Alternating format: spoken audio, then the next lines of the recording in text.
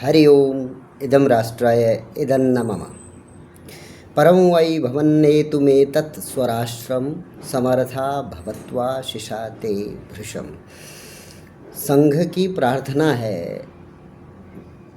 परम पिता परमेश्वर से कि हम इस राष्ट्र को परम वैभव तक ले जा सकें, ऐसा आपका आशीर्वचन, तीव्र आशीर्वचन हमें प्राप्त हो।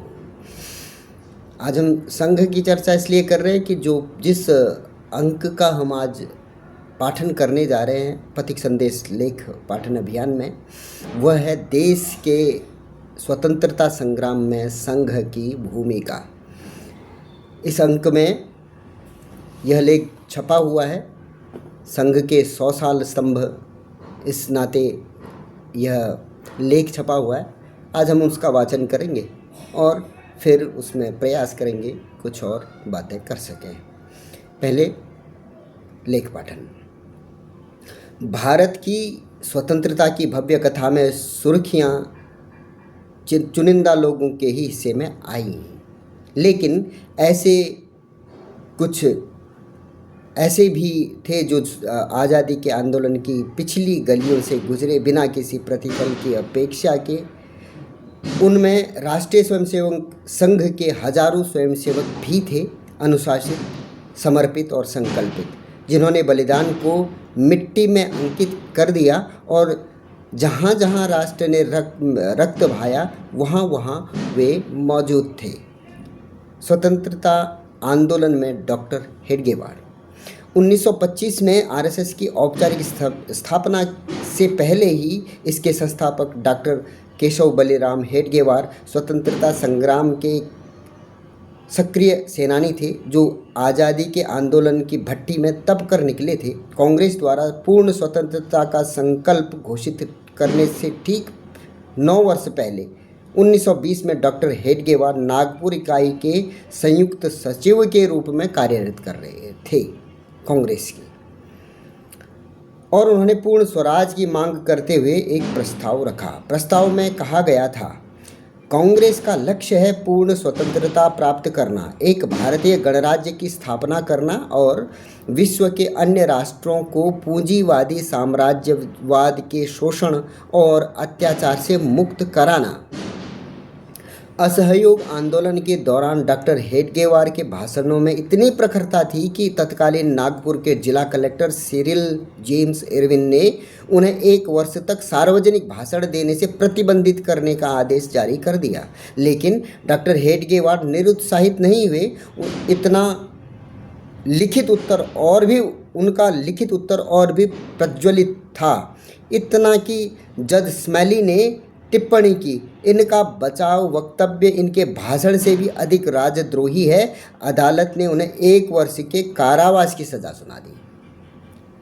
स्वतंत्रता आंदोलन में नई ऊर्जा बना संघ। 1929 में अखिल भारतीय कांग्रेस समिति के ऐतिहासिक लाहौर अधिवेशन में पूर्ण स्वतंत्रता का प्रस्ताव पारित हुआ।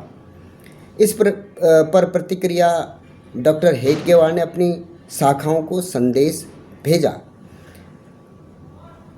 जिसमें लिखा था, हमें प्रसन्नता है कि एआईसीसी ने अपने लक्ष्य को इतनी स्पष्टता से व्यक्त किया है, इसलिए इस संगठन का समर्थन सहयोग करना हमारा कर्तव्य है।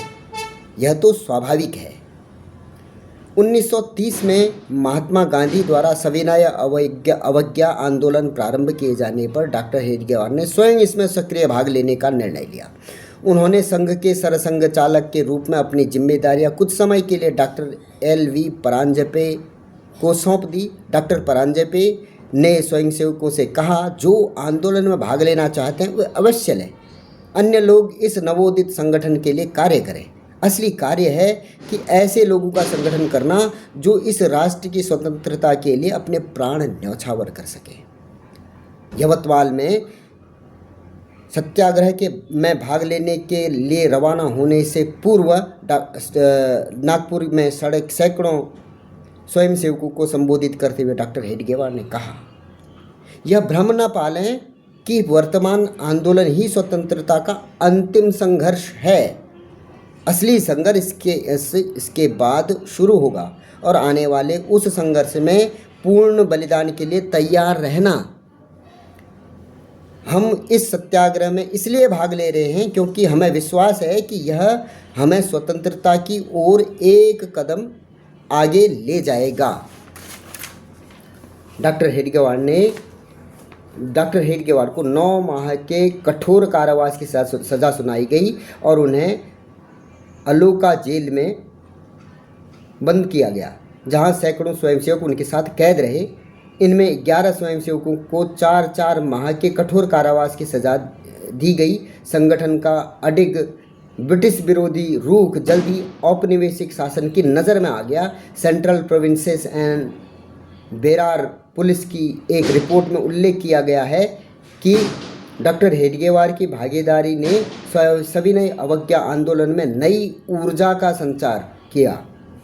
असंख्य स्वयंसेवकों ने सविनय अवज्ञा आंदोलन में सक्रिय रूप से भाग लिया, जबकि अनेक ने चुपचाप लेकिन दृढ़ समर्थन दिया। नागपुर, वर्धा, पुणे और लाहौर जैसे शहरों में शाखाओं ने गुप्त अभ्यास और अध्ययन मंडलियों का आयोजन किया, जिनमें स्वयंसेवकों को आत्मरक्षा और सामुदायिक संगठन का प्रशिक्षण दिया जाता था ताकि स्वतंत्रता आंदोलन में नई ऊर्जा भरी जा सके। इस दौरान कई स्वयंसेवक गुप्त रूप से प्रतिबंधित राष्ट्रवादी साहित्य का प्रसार, क्रांतिकारियों को पुलिस निगरानी से बचाने में मदद और कड़े दमन के दौरान भोजन और सूचनाओं की आपूर्ति श्रृंखला बनाए रहे थे। इनमें से एक थे लक्ष्मण राव भिड़े। उन्होंने क्रांतिकारियों से समन्वय में कार्य किया और ब्रिटिश पुलिस को लगातार प्रताड़ना सही। संघ और भारत छोड़ो आंदोलन, इसके बाद जो आंदोलन शुरू हुआ वो भारत छोड़ो आंदोलन था। 1942 में भारत छोड़ो आंदोलन के दौरान जब कांग्रेस नेतृत्व को बड़े पैमाने पर जेलों में डाल दिया गया, तब संघ और उसके स्वयंसेवक जन व्यवस्था बनाए रखने, पीड़ितों को राहत पहुंचाने और ब्रिटिश दमन के सामने डटकर खड़े रहने के लिए आगे आए। कई स्वयंसेवकों ने गिरफ्तारियां भी दी। महाराष्ट्र के सतारा में स्वयंसेवकों ने क्रांतिकारियों की सहायता के लिए गुप्त नेटवर्क बनाए। विदर्भ में उन्होंने गांधी जी के प्रतिबंधित भाषणों का प्रसार किया और जेल जाने का जोखिम उठाया। चिमूर और आष्टी में संघ कार्यकर्ताओं ने कांग्रेस जुलूसों का नेतृत्व किया और पुलिस थानों पर धावा बोला। बंगाल, पंजाब और बिहार में उन्होंने स्वतंत्रता सेनानियों को अपने घरों में शरण दी। 1942 में एक पत्र में प्रख्यात कांग्रेस नेता आचार्य कृपलानी ने उन उथल पुथल भरे दिनों में संघ के स्वयंसेवकों के अटल संकल्प का उल्लेख करते हुए लिखा, कांग्रेस के दमन के समय संघ के स्वयंसेवकों ने निस्वार्थ भाव से कार्य किया। उस दौर में ब्रिटिश खुफिया रिपोर्टों में भी संघ खतरे के बढ़ते प्रभाव को स्वीकार किया गया। एक ऐसी शक्ति जो वैचारिक रूप से प्रतिबद्ध, अत्यंत अनुशासित और जिसमें घुसपैठ करना असंभव था। आज़ाद हिंद सेना और संघ। अनेक स्वयंसेवक आज़ाद हिंद सेना की ओर आकर्षित हुए क्योंकि नेताजी सुभाष चंद्र बोस उन्होंने अडिग देशभक्ति का साक्षात स्वरूप देखा।